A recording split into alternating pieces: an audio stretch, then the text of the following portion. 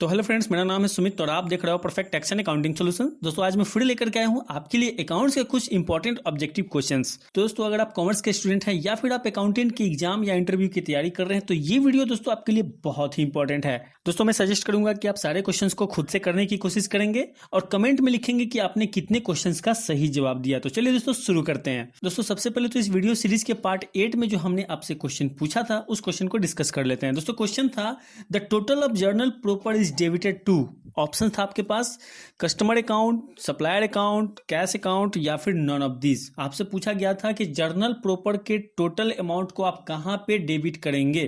तो दोस्तों इसका करेक्ट आंसर होगा option D, none of this. जी हाँ दोस्तों, जर्नल प्रॉपर क्या है? जर्नल प्रॉपर आपका जर्नल है, ठीक है। जर्नल के टोटल को हम लोग कहीं पर भी पोस्ट नहीं करते हैं, ठीक है। जर्नल का टोटल हम सिर्फ इसलिए करते हैं ताकि आपको पता चल सके कि आपने जो जर्नल एंट्री किया है वो सही किया है, अर्थमेटिकली आपका जर्नल एंट्री सही है। क्लियर है? तो चलिए दोस्तों आज का सबसे पहला क्वेश्चन देखते हैं। दोस्तों क्वेश्चन कह रहा है a trial balance is a, option है आपके पास personal account, nominal account, real account या फिर नॉन ऑफ द अबव। आपसे पूछा गया है कि ट्रायल बैलेंस क्या है। तो दोस्तों इसका करेक्ट आंसर होगा option D, none of the above. जी हाँ दोस्तों, ट्रायल बैलेंस कोई अकाउंट नहीं है बल्कि ये एक स्टेटमेंट है जिसे आप फाइनल अकाउंट बनाने के लिए तैयार करते हैं। नेक्स्ट क्वेश्चन है दोस्तों, when cheques issued are not presented for payment the balance of the passbook will be dash the cash book. Option है आपके पास less than, more than, equal to या फिर नॉन ऑफ द अबव। दोस्तों यहाँ पे क्वेश्चन आपसे कर रहा है कि आपने एक चेक इशू किया किसी के नाम पे, किसी पार्टी को आपने एक चेक इशू किया, वो पार्टी जो है उस चेक को अभी तक बैंक में डिपॉजिट नहीं कराया है, ठीक है। तो आपसे पूछ रहा है कि the balance of the passbook will be dash to the cash book, यानी आपका जो पासबुक का बैलेंस है वो कैश बुक के बैलेंस से ज्यादा होगा कि कम होगा कि बराबर होगा। तो सिंपल सी बात है दोस्तों, आपने एक चेक इशू किया तो आपने अपने कैश बुक में उसका एंट्री कर लिया, लेकिन दोस्तों वो चेक अभी तक बैंक में प्रेजेंट नहीं हुआ, यानी कि आपके बैंक अकाउंट से उसका बैलेंस नहीं घटा है। इसका मतलब ये हुआ दोस्तों कि आपका जो बैंक का बैलेंस होगा वो बढ़ा हुआ होगा। क्लियर है? तो इसका जो करेक्ट आंसर होगा वो होगा option B, more than. Clear है? नेक्स्ट क्वेश्चन है दोस्तों, a bank reconciliation statement is prepared with the help of passbook and cash column of cash book. Option है आपके पास ट्रू या फिर फॉल्स। क्वेश्चन में दोस्तों आपसे पूछ रहा है कि बैंक रिकॉन्सिलिएशन स्टेटमेंट जो है वो पासबुक और कैश बुक के कैश कॉलम की मदद से बनाया जाता है। तो दोस्तों इसका करेक्ट आंसर होगा ऑप्शन बी, फॉल्स। हमारा जो बैंक रिकॉन्सिलिएशन स्टेटमेंट है वो पासबुक और हमारा जो कैश बुक होता है उसके बैंक कॉलम से बनाया जाता है। क्लियर है? नेक्स्ट क्वेश्चन है दोस्तों, normally if cash book show debit balance passbook also show debit balance. Option है आपके पास ट्रू या फिर फॉल्स। क्वेश्चन में दोस्तों पूछ रहा है कि अगर आपके कैश बुक में डेबिट बैलेंस शो कर रहा है तो क्या आपके पासबुक में भी डेबिट बैलेंस शो करेगा? तो इसका दोस्तों करेक्ट आंसर होगा ऑप्शन बी, फॉल्स। जी हाँ दोस्तों कैश और बैंक जो है वो बिजनेस के लिए एसेट है, ठीक है। तो कैश और बैंक का बैलेंस हमेशा क्या शो करेगा? डेबिट बैलेंस शो करेगा। लेकिन दोस्तों वही कैश अगर आप बैंक में डिपॉजिट करा देते हैं तो वो जो कैश है वो बैंक के लिए क्या है दोस्तों? वो बैंक के लिए लायबिलिटी है। इसलिए दोस्तों बैंक के पासबुक में हमेशा वो क्रेडिट बैलेंस ही शो करेगा, सिर्फ ओवरड्राफ्ट के केस में डेबिट बैलेंस शो कर सकता है। क्लियर है? तो इसका करेक्ट आंसर होगा option B, false. Next question है दोस्तों, at the end of each year the bank prepare the bank reconciliation statement. Option है आपके पास ट्रू या फिर फॉल्स। दोस्तों इसका करेक्ट आंसर होगा ऑप्शन बी, फॉल्स। क्वेश्चन में दोस्तों कह रहा है कि साल के अंत में बैंक द्वारा बैंक रिकॉन्सिलिएशन स्टेटमेंट बनाया जाता है। तो नहीं दोस्तों, बैंक रिकॉन्सिलिएशन स्टेटमेंट हमेशा कस्टमर के द्वारा बनाया जाता है ना। जिसका अकाउंट होता है बैंक में उसके द्वारा हमेशा बैंक रिकॉन्सिलिएशन स्टेटमेंट बनाया जाता है। बैंक कभी भी बैंक रिकॉन्सिलिएशन स्टेटमेंट नहीं बनाता है। नेक्स्ट क्वेश्चन है दोस्तों, agreement of trial balance indicates. Option है आपके पास accuracy of book keeping, arithmetical accuracy of books, proper maintenance of accounts या फिर ऑल ऑफ द अबव। दोस्तों इसका करेक्ट आंसर होगा option B, arithmetical accuracy of books. Trial balance जो है वो सिर्फ आपके बुक्स ऑफ अकाउंट के अर्थमेटिकल एक्यूरेसी को टेस्ट करता है कि आपने जो जोड़ लगाया है, घटाव लगाया है, वो सब आपने सही किया है या नहीं। क्लियर है?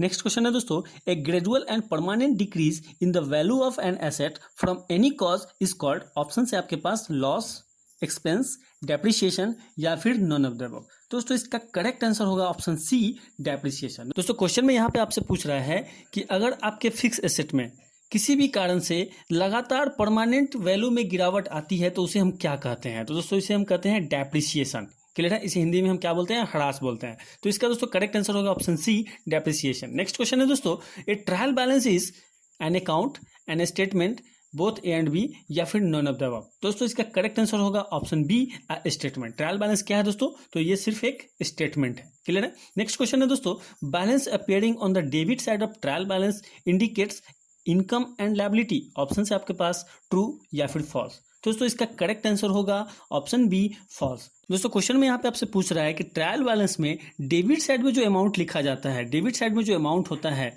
वो इनकम और लायबिलिटी होता है। दोस्तों जैसा कि हम लोग जानते हैं कि हमारे बिजनेस में जब भी किसी भी तरह का एसेट या फिर एक्सपेंस बढ़ता है तो उसे हम क्या करते हैं? डेबिट करते हैं। और किसी भी तरह के इनकम या लायबिलिटी बढ़ता है तो उसे क्या करते हैं? क्रेडिट करते हैं। इसलिए दोस्तों ट्रायल बैलेंस में डेबिट साइड में हमेशा हम एसेट और एक्सपेंस के बैलेंस को दिखाते हैं और क्रेडिट साइड में इनकम और लायबिलिटी के बैलेंस को दिखाते हैं। क्लियर है? दोस्तों इसका करेक्ट आंसर होगा ऑप्शन बी, फॉल्स। क्लियर है?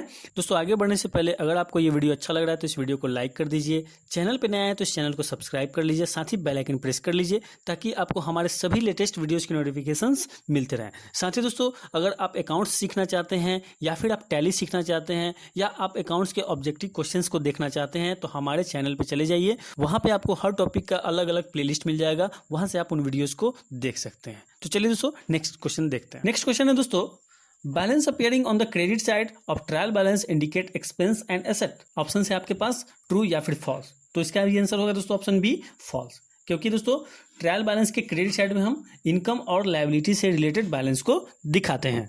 नेक्स्ट क्वेश्चन है दोस्तों, डेप्रिसिएशन इज, ऑप्शन से आपके पास एसेट, एक्सपेंस, इनकम या फिर लायबिलिटी। दोस्तों इसका करेक्ट आंसर होगा ऑप्शन बी, एक्सपेंस। जी हाँ दोस्तों, डेप्रिसिएशन जो है वो बिजनेस के लिए एक्सपेंस है। क्लियर है? नेक्स्ट क्वेश्चन है, when the trial balance does not agree the difference must be transfer to. Option से आपके पास balance sheet, profit and loss account, suspense account या फिर नन ऑफ द अबव। दोस्तों इसका करेक्ट आंसर होगा ऑप्शन सी, सस्पेंस अकाउंट। दोस्तों जब भी आपका ट्रायल बैलेंस का डेबिट साइड का अमाउंट और क्रेडिट साइड का अमाउंट मैच नहीं करता है तो उन दोनों के बीच में जो डिफरेंस अमाउंट होता है उस अमाउंट को हम हमेशा सस्पेंस अकाउंट में ट्रांसफर करते हैं। क्लियर है? नेक्स्ट क्वेश्चन है दोस्तों, the purpose of the trial balance is, option है आपके पास टू असर्टेन द प्रॉफिट और loss of the business, to know the arithmetical accuracy या फिर option C both A and B या फिर option D none of the above. दोस्तों question में आपसे पूछ रहा है कि ट्रायल बैलेंस बनाने का मेन पर्पस क्या है। तो दोस्तों इसका करेक्ट आंसर होगा option B, to know the arithmetically accuracy. आपने जो अकाउंटिंग किया है वो अर्थमेटिकली करेक्ट है कि नहीं, इसके लिए आप ट्रायल बैलेंस बनाते हैं। यानी कि आपने जो अकाउंटिंग किया उसमें कहीं जोड़ घटाव में तो गलती नहीं कर दिया, कहीं बैलेंसिंग करने में तो गलती नहीं कर दिया। इसी को टेस्ट करने के लिए आप क्या बनाते हैं दोस्तों? ट्रायल बैलेंस बनाते हैं। नेक्स्ट क्वेश्चन है दोस्तों, objective of charging depreciation. Option है आपके पास to find out real cost of production, to make provision for replacement of asset, to get income tax relief या फिर all of the above. Question में दोस्तों आपसे पूछ रहा है कि डेप्रिसिएशन चार्ज करने का ऑब्जेक्टिव क्या है, क्यों डेप्रिसिएशन हम चार्ज करते हैं। दोस्तों इसका करेक्ट आंसर होगा option D, all of the above. अब दोस्तों अगर हम ऑप्शंस की बात करें तो सबसे पहला ऑप्शन कर रहा है to find out real cost of production. जी हाँ दोस्तों, डेप्रिसिएशन जो है रियल कॉस्ट ऑफ प्रोडक्शन निकालने के लिए चार्ज किया जाता है। क्यों किया जाता है दोस्तों, आइए समझते हैं। दोस्तों जब भी आप कोई गुड्स बनाते हैं तो उस गुड्स को बनाने के लिए आप फिक्स एसेट का यूज करते हैं, बिल्डिंग का यूज करते हैं, मशीनरी का यूज करते हैं ना।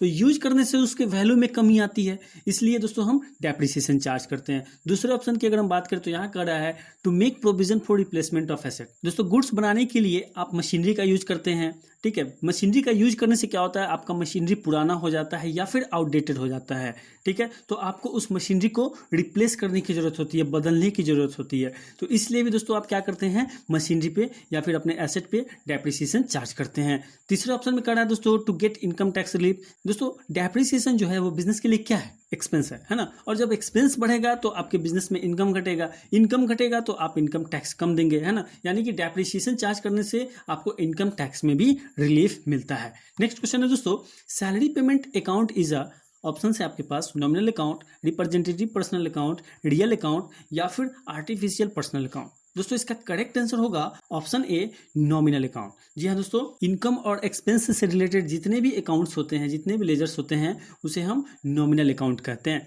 नेक्स्ट क्वेश्चन है अकाउंटिंग इक्वेशन इज, ऑप्शन है आपके पास capital equal to asset plus liability, capital equal to net asset या फिर asset equal to capital plus liability या option D all of the above. दोस्तों इसका करेक्ट आंसर होगा option C, asset equal to capital plus liability. दोस्तों हमारा जो accounting equation होता है वो होता है asset equal to capital plus liability, और बैलेंस शीट भी इसी इक्वेशन के बेस पे बनाए जाते हैं। नेक्स्ट क्वेश्चन है दोस्तों, amount of depreciation decrease regularly under, option है आपके पास straight line method, reducing balance method, fix instalment method या फिर नॉन ऑफ द अबव।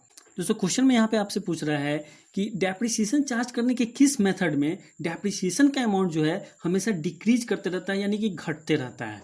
दोस्तों इसका करेक्ट आंसर होगा option B, reducing balance method. Clear है, जिसे हम रिटन डाउन वैल्यू मेथड भी कहते हैं। नेक्स्ट क्वेश्चन है दोस्तों, depreciation is related to decrease in the market value of the assets. Option है आपके पास ट्रू या फिर फॉल्स। दोस्तों इसका करेक्ट आंसर होगा ऑप्शन बी, फॉल्स। जी हाँ दोस्तों, डेप्रिसिएशन जो है एसेट के मार्केट वैल्यू में कमी आने की वजह से नहीं चार्ज किया जाता है, बल्कि मशीनरी को, एसेट्स को यूज करने में उसके वैल्यू में कमी आने की वजह से किया जाता है। नेक्स्ट क्वेश्चन है दोस्तों, फिक्स एसेट्स इंक्लूड। ऑप्शन है आपके पास ओपनिंग स्टॉक, बैंक, बिल्डिंग या फिर रिसिप्ट इन एडवांस। दोस्तों इसका करेक्ट आंसर होगा ऑप्शन सी, बिल्डिंग। बहुत ही सिंपल सा क्वेश्चन था। नेक्स्ट क्वेश्चन है दोस्तों, while calculating depreciation amount, expenditure on the asset and installation are not considered. Option है आपके पास ट्रू या फिर फॉल्स। दोस्तों यहाँ पे क्वेश्चन आपसे पूछ रहा है कि जब आप किसी भी फिक्स एसेट पे डेप्रिसिएशन चार्ज करते हैं तो उस पे जो एक्सपेंडिचर होता है या इंस्टॉलेशन में खर्च आता है, क्या उसे आप कंसीडर नहीं करते हैं। दोस्तों इसका करेक्ट आंसर होगा ऑप्शन बी, फॉल्स। ठीक है, जैसा कि हम लोग जानते हैं कि हमारा जो भी एसेट होता है उसमें जो भी एक्सपेंस होता है या फिर जो भी इंस्टॉलेशन वगैरह होता है, उन सारे अमाउंट को हम उस एसेट के वैल्यू में ऐड कर देते हैं। ठीक है, तो जब हम डेप्रिसिएशन चार्ज करेंगे तो उस पूरे अमाउंट पे डेप्रिसिएशन चार्ज करेंगे। क्लियर है। चलिए नेक्स्ट क्वेश्चन है दोस्तों, ₹10,000 spend on installation of machine will be treated as. Option है आपके पास deferred revenue expenditure, capital expenditure या फिर नन ऑफ दिस। दोस्तों ये क्वेश्चन आपके लिए होमवर्क है, इसका आंसर आप हमें कमेंट बॉक्स में देंगे। साथ ही इस क्वेश्चन का आंसर आपको नेक्स्ट वीडियो में मिल जाएगा। दोस्तों आपने कितने क्वेश्चंस का सही जवाब दिया हमें कमेंट करके जरूर बताएं, और इसी तरह के वीडियोस के लिए हमारे channel perfect tax and accounting solutions को सब्सक्राइब कर लें। Thank you for watching. Vande Mataram.